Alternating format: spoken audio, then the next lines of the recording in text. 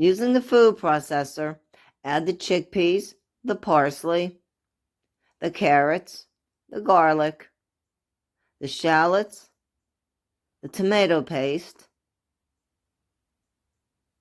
the pepper, and the salt.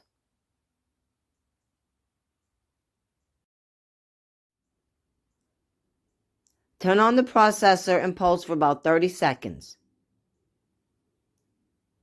Scrape the sides and pulse for about 30 more seconds.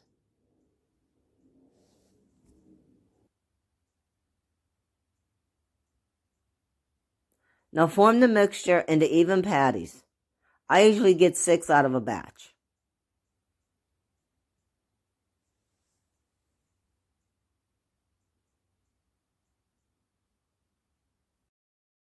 Now over medium heat, add about 3 to 4 tablespoons of olive oil.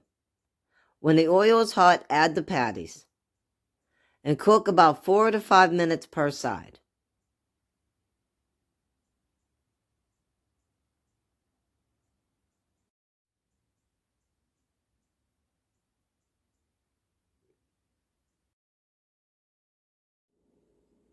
Thanks for watching.